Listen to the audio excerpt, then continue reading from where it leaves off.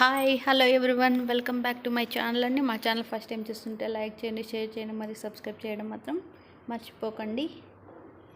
ఈ వీడియోలో వచ్చేసి ఆలు కుర్మా ఎలా చేసుకోవాలో చూద్దామండి. ముందుగా ఆలులు కట్ చేసుకొని బాయిల్ చేసి పక్కన పెట్టుకోవాలండి.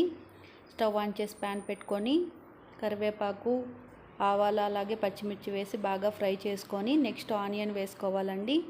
ఆనియన్ అలాగే కట్ చేసినటువంటి ఒక టమోటా వేసి బాగా ఫ్రై చేసుకోవాలి.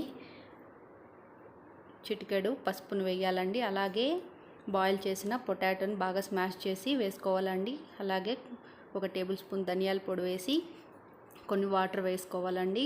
అలాగే రుచికి సరిపడా సాల్ట్ వేసుకోవాలి.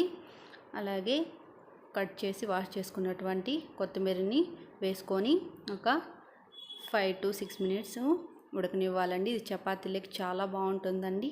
Thank you for watching this video.